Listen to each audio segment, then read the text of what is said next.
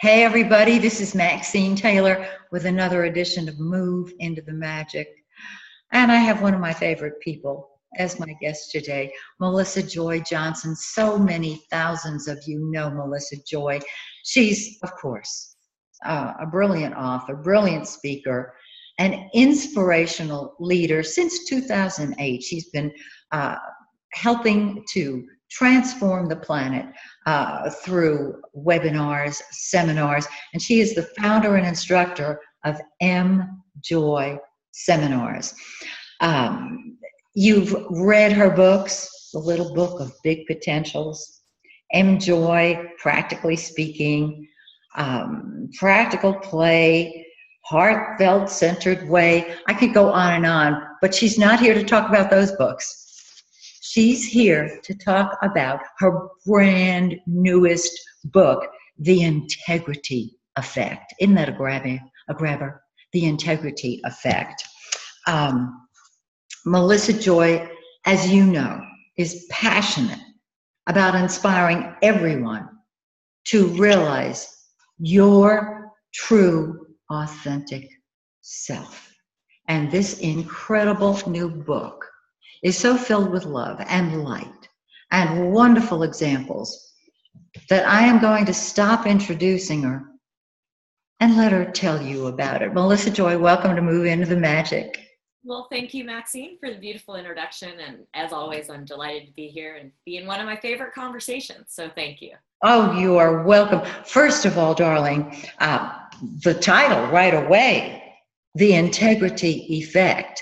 Everybody is saying, what is the integrity effect? So will you jump in and lead us? Well, I would love to say get the book and find out what the integrity effect is, but that's sort of not fair to viewers. So the integrity effect it's somewhat a consequential byproduct of living and embodying our true authentic selves, living in authenticity. Authenticity to me is integrity. And there's actually a physics of integrity that plays out through coherency and congruency. But ultimately, the integrity effect is creating extraordinary experiences as an everyday, every way, practical way of creating and relating to your life. It's in summary, it's living authentically and living from the field of the heart and allowing for that limitless, vast resource that is our innate sensor for truth to lead the way and have the mind follow. So it's more than heart-centered awareness, though. It's heart-mind synthesis. It's integrating the field of the heart with the mind. It's integration of our so-called limitless potential with the perceived limitations that we experience as a function of being so-called human. And it's really keeping it real, recognizing that, hey, there's all these esoteric teachings that tell us, we're limitless potential. And if we understood the law of attraction, then we would be able to make our life work. And reality is really complex. It's not just us mastering our own vibrational resonance, because we're in a constant interplay with various variables. There's other people's choices that are influencing our experience of reality. There's the experience of the collective. And so the integrity effect factors in that reality is more than the sum of our individual choices. It's learning to live cohesively as a collective we, where there's an equal emphasis on service to self and service to others. We've kind of been distorted and contorted into either being completely egocentric and somewhat narcissistic and focusing on getting our own needs met. We could call that selfishness.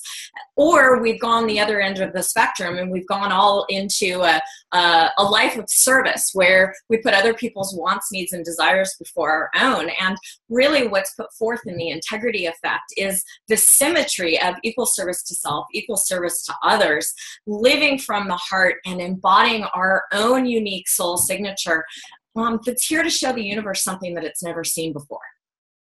Oh, I love this. Well, what I really loved about the definition that you just gave, and of course it's in this wonderful book, The Integrity Effect, as I was reading, I thought, well, there are times when I really have been myself, or I thought I was being myself. And that was when I'd let it all hang out and just tell whoever how I was feeling. And I don't mean it in an ugly way, but I would ask for what I wanted with adamant determination that I was going to get it. And the one part that was so important, because a lot of people are acting their true authentic selves and they walk around killing people, and that's not their true authentic self. But when you bring the area of the heart into it, that's when it is leveled out. The playing field is leveled out, and you can emerge your true self rather than, well, I have to take a stand for my truth. And you do, we all do, but you take it way deeper.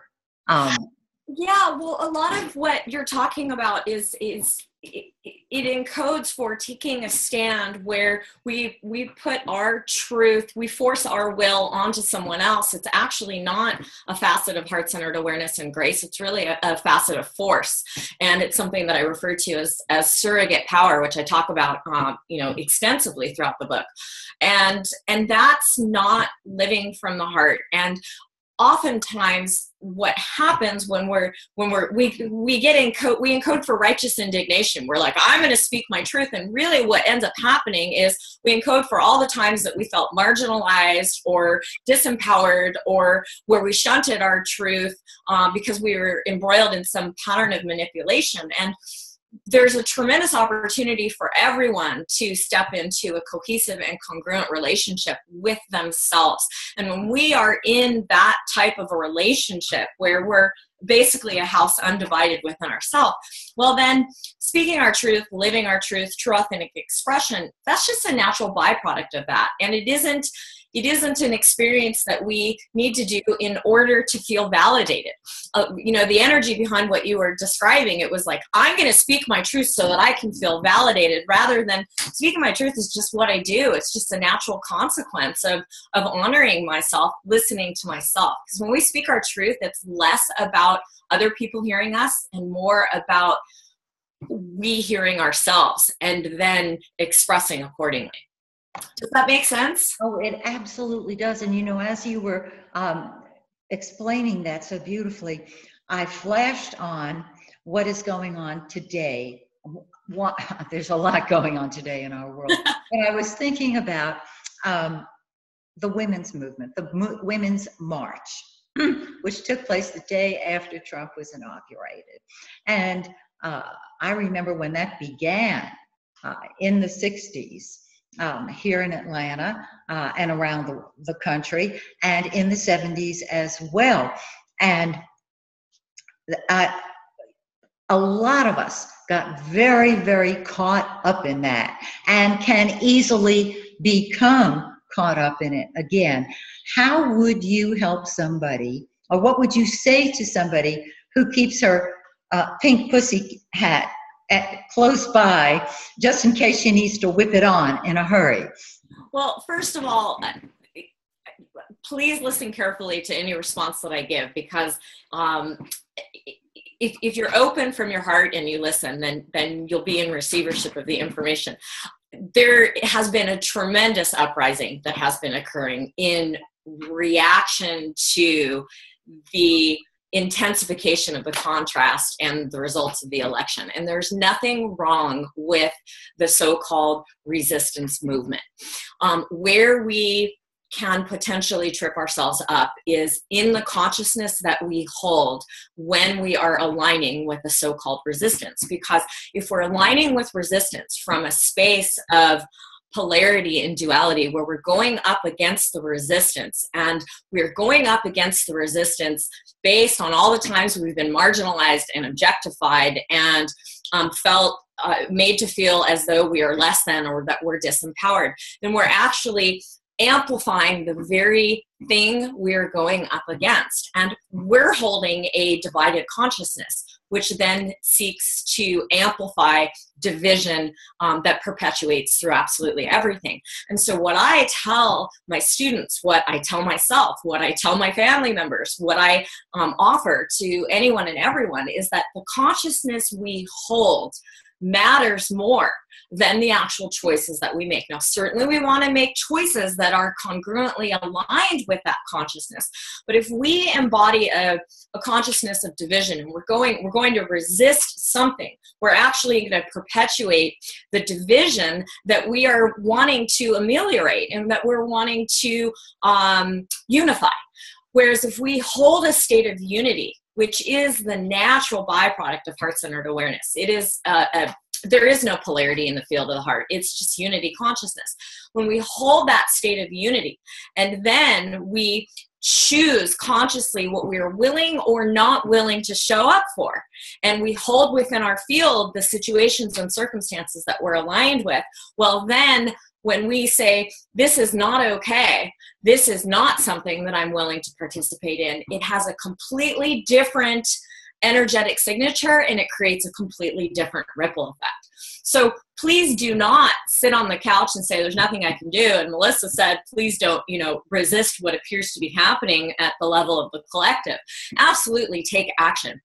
Take action from the field of the heart, from a space of unity, from a space of knowing that what appears to be happening at one level is only what appears to be happening at one level, and that the intensification of this contrast that we're seeing is really a reconfiguring of the old paradigms that are no longer serving us. And there's a huge opportunity there. There's a huge opportunity to align with what we want to create and to focus there. So rather than resisting or going up against something, really focus on amplifying what it is that you want to create, and let that be the movement that serves as the volition of the will of the heart. Oh, I love that. I love that. Absolutely. And I want to, if I may, ask you to get even more detailed, because so often we see on the news, or I see with my clients, I see it at my full moon ceremonies. People's buttons have gotten punched big time, and they are so in their story that the thought of moving into a heart-centered space is so far from where they're at. The buttons are punched, they are rabid practically. When your buttons, not yours personally, but when our buttons get punched, how would you suggest, because this is what we want to be integrous, we want to come from integrity, we want to come from our true authentic self. How do you suggest that they get their hand off of their own button, because they're replaying every time that ever happened to them as a child, and then come from this incredible space that allows everybody, rather than trying to control them? Well, first of all, you when you asked the question, you said when we get our buttons pushed, not you, Melissa. And first thing I want to say is, hey, my buttons get pushed all the time. And that's one of the things that I share in the Integrity Effect is I share sort of my experiential journey, starting all the way back at the age of 5, when the first big button was pushed and my parents divorced, and division became the experience in my life. And so that served as a schema or foundational map for subsequent experiences moving forward. So first thing I would say is go easy on yourself. We are all plays in progress, and our buttons are going to get pushed. And when we go into judgment around our buttons being pushed, well, then we're pushing our own buttons. And no wonder we can't experience ourselves in a different way, and then we can't experience our situations differently. So first of all, just the freedom to say, oh, there we go again. And in the acknowledgement, in the being okay with, oh my goodness, I just got my buttons pushed. There's my mommy button. There's my daddy button. There's my old boss's button. Right? There's a freedom in that, and there's actually a physics that allows for other possibilities to begin to make themselves available. So when this happens, what tends to occur is we leave our hearts. we leave our hearts, we go out into the button pushing pattern, and we start spiraling in this vortex that becomes like a cesspool, and we pretty much can't find our way out. The moment you notice that your buttons have been pushed, that can become an opportunity to give yourself permission to return to the field of the heart. Now, when I'm perturbed or annoyed or my buttons are being pushed, the last thing I want to do is hear myself or hear another person say, just get in your heart, because seriously, my response is, shut up. However, you can set it up in advance where the moment you notice your buttons are pushed, the moment you notice you've left your heart and you're miring in what I refer to as a placeholder, that can be enough to allow your awareness to move back into the field of the heart. Set it up very flexibly where all you have to do is notice. Notice that you left your heart. Notice that you're triggered. And in the noticing, that can serve as a map for you to naturally return. And get over thinking that you need to always be in your heart in order to have authenticity and integrity. Although I've written now 4 books in the last 4 years about heart-centered awareness, one of the reasons I wrote The Integrity Effect was to take us away from thinking we needed to reach a certain level or to get onto a certain pedestal or be a certain way in order to ascend or in order to be, spiritual beings having a human experience. I wanted to move beyond all the esoteric baloney and really keep it practical. And so I share a number of situations and circumstances where I've been in my heart or I've not been in my heart, and transformation and access to possibilities is still available. But the key to it is to be okay with wherever you are, giving yourself permission to acknowledge, all right, I'm having this experience and it kind of sucks. Or I'm having this experience and I'm kind of addicted to my own misery, or I'm addicted to distractions, or I'm addicted to finding the next book that's going to enable me to be okay with myself. All of that can transform when you get okay with it. And so being okay with being perfectly imperfect, that's actually the portal and the gateway into extraordinary living. I agree with you 100%. And you mentioned something that is so important. You talked about addictions, and in the book you say we are all addicted to something. And I thought, oh, that's brilliant. I have seen addictions as excuses. Well, I can't do this because blah blah blah, or I can't do this because of blah blah blah. Please talk more about these addictions. That's huge. It is huge, and it's sort of a core principle of the Joy teachings that, all addictions are distractions, attempts to avoid our true authentic self while simultaneously seeking to find our true authentic self. We mire ourselves in these habituated patterns, and then they become the excuses or the justifications for not moving forward. And whether we're talking about addictions to drugs and alcohol, we're talking about addictions to work or exercise, we're talking about addictions to Facebook, which is a really big one. I mean, how many hours a day do people spend on Facebook having so-called intimate connections with people that they can get a rise out of and then block and then feel empowered? There's a neurochemistry that occurs when every time somebody likes your Facebook post. And so what we're all ultimately addicted to, and I outline this in the book, is the neurochemistry of love.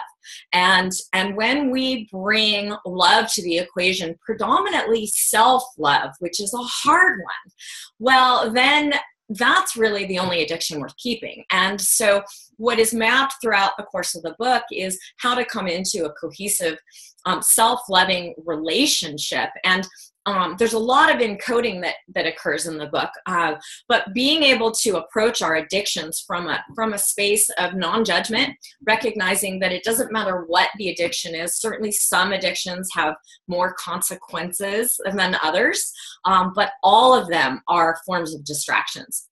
And we all are addicts based on the definition that I provide in the Integrity Effect, which is that all addictions are an attempt to find our true authentic self and simultaneously avoid it. It's like looking in the mirror and wanting to see your reflection while simultaneously you're looking away and you're focused on the shadow. And there's a huge opportunity when we embrace heart-centered awareness, authenticity, and integrity to recognize that we've used our addictions for a certain amount of time and it's served us, but it isn't ultimately providing us with the self-love and fulfillment that we are seeking, that is only available when we come into a cohesive relationship with ourselves.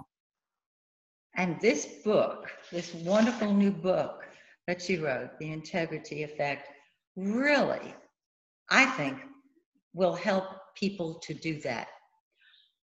It is a heart-centered book. You've shared your stories, you've opened yourself up. I think what you will, I don't know this for a fact, but I can only tell you how I feel.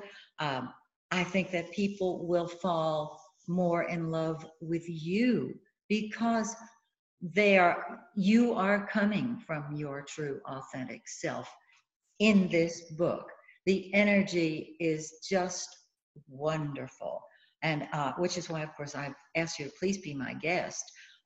It's a time when we really need to come from our heart.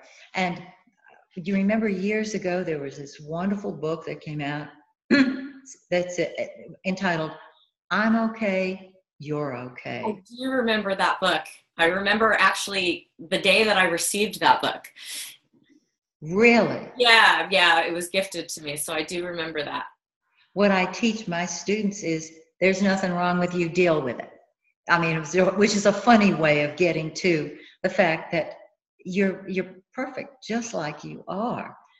Your heart knows. Listen to your heart. That's what comes through this book. Listen to your heart. Thank you. You know, this book, The Integrity Effect, is a little different than the other books that I have written in that I am very vulnerable in this book. I do come forth and disclose experiences that have occurred through the course of my life in ways that I've never really done before in the written medium. Certainly in my Joy seminars, I get very vulnerable with my students as access points because if I'm not walking the walk and I'm not embodying what I am advocating, then it's just empty information. And that's really the essence of the Integrity Effect, is embodying the information. And so I provided a number of different access points to the readers through my own experiences, which makes the information much more relatable and easy to connect to. And also, I've shared the experiences because, as I said in the introduction, that you know, if you had told me 30 years ago that, you know, I would write 4 books in 4 years and I would be teaching Joy seminars around the world and I would be a personal coach to thousands of people via Skype around the world, I would say, there's no way, that's simply not me. I couldn't have seen it back then. And simply because we can't see something from an intellectual point doesn't mean that it isn't possible. Was there always something innate to the field of my heart that had a true authentic desire and a reference for that experience? Perhaps. But intellectually, based on my experiences, I would have said, there's no possible way, that isn't who I am. And I also share how, you know, I've had probably many different lives in this lifetime, but, you know, prior to being a life transformational seminar instructor and an author, you know, I spent more than a decade in the pharmaceutical industry, a completely different life. And leaving that very secure, somewhat lucrative career wasn't an easy decision. And I went through a series of resistances or addictions to justifications for why I shouldn't make a change. And I even shared some of those experiences and what happens when we don't listen to our hearts and how our bodies can break down and it can actually lead to disease. And so You know, there's a lot of healing that's available through the integrity effect, through my experiences that many of the readers may be able to relate to, no matter what our stories are, because our stories are just, they're just descriptions for experiences. They're not ultimately true. They're just ways that we attempt to make sense of the seemingly nonsensical situations and circumstances that have unfolded in our life. We can move beyond our stories. We don't need to abandon our stories because they give us definition, and they help us connect to that cohesive thread of the human experience. But we don't need our stories to define us and confine us into the experiences of limitation. They can just simply be experiences that we've had.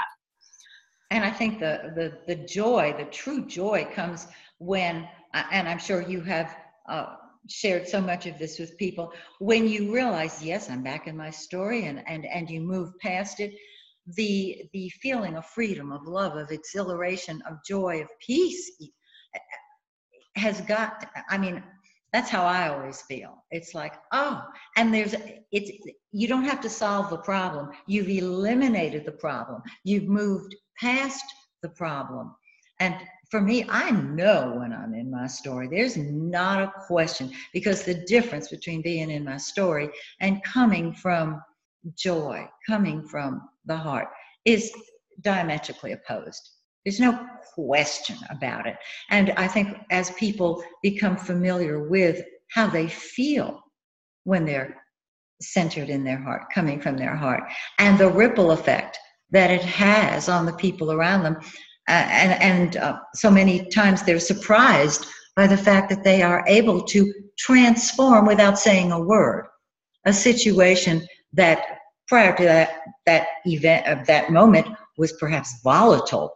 And it's just, you know, what made me think that way? Gee, I really care about that person. Or I accept that person exactly as they are. I don't have to change them. And you just move forward.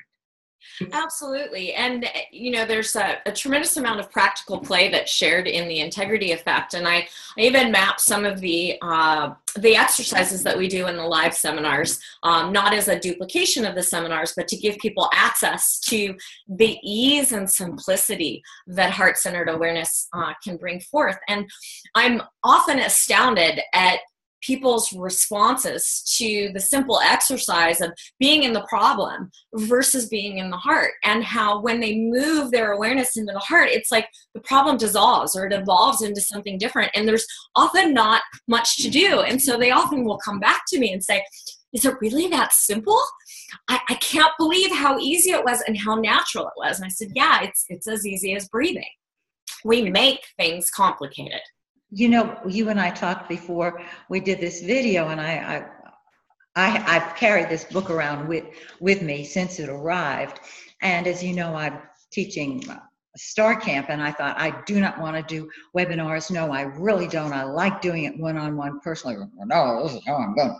And I thought, all right, this was at 6 o'clock this morning, and it was very quiet and very still. And I thought, get out of your mind, get out of the control factor that you've already set up the parameters. What would happen if you did webinars? How would you do them? And of course, coming from that space, the answers came. And I wanted to share that with you and our audience, because it was so easy. It was so simple. I just get out of my own way and allow the love of the universe to give me my answer. All I had to do was receive it. And so now you know why this book was so great. For me, personally, it was just fabulous. Well, that is wonderful. And in a sense, you gave yourself the answer, because you are that universe that is responding to that invitation. And so often we will separate ourselves out from the universe. It's I need the universe to provide, without recognizing that the field of the heart is connected to everything, so all becomes possible and available. Or we will be deliberating over a problem, and we'll ask our guides as though our guides are some external reference that need to answer our phone call because we set up a conference call. And what's brought forth through the integrity effect is the joy and the power of integration, where when we really embody heart-centered awareness, then all the guidance that we need is simply an extension of that transpersonal awareness that is always available through the field of the heart. So you answered your own question simply by connecting to that part of yourselves that knows itself as being inherently whole, complete, limitless, and having access to vast amounts of information. So good job. Thank you. Thank you. And I'm so grateful that you are my guest again today. I want you to come back and talk some more about the integrity effect. And I hope that those of you who have not yet bought this book will get a copy of it. It is so beautiful and so loving. And I'm so grateful to you for being here, Melissa Joy. Well, thank you so much, Maxine. You are so welcome. And to everybody out there, remember that when you change the way you look at things, the things you look at change big time.